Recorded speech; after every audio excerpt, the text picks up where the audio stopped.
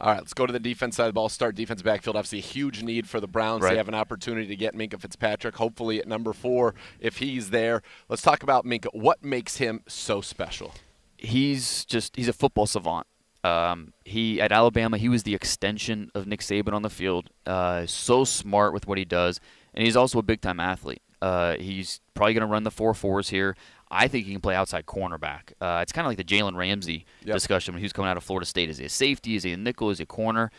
And a lot of times when we talk about guys that play multiple positions, they're good across the board at those positions, but not great at any one of them. I think Minkah Fitzpatrick can be great at any of those positions. You can play him in the nickel. You can play him outside. You can play him at free safety. He can do it all. I want to see him outside at cornerback. You've seen him in the pedal. You've seen him transition. He can do that.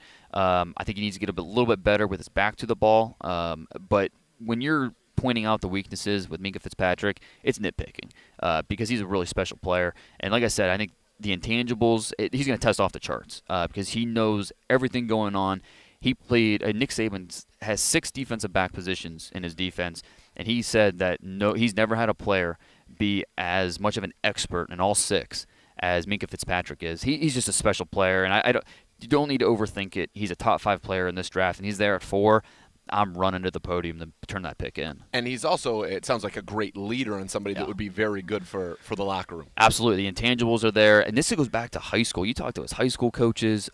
This is a guy that just breathes football. It's all he does. At an early age, his family was displaced by Hurricane Sandy in New Jersey, and he relied on football to kind of be his escape. And he sees football as his chance to pay back his family for sending him to a private school, for helping him get through all that. So he's a big time athlete, but I think even more so, it's the intelligence and the intangibles that really sets him apart from everybody else.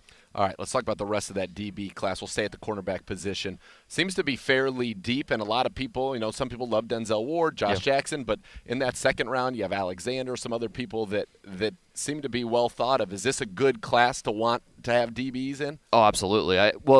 Not so much safety, but corner. Okay. I think you can make an easy argument. Corner is the deepest position this year. Okay. And that's including Minkah in there as a top guy.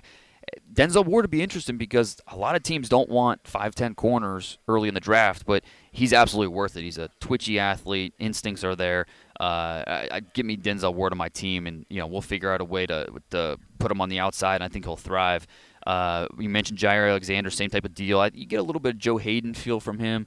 Not the biggest guy, not going to test off the charts, but he's tough, and he has the instincts that you want at the corner position. This is a deep – I don't think that you have to take a corner early because you're going to find guys in the second, third round that can start for you.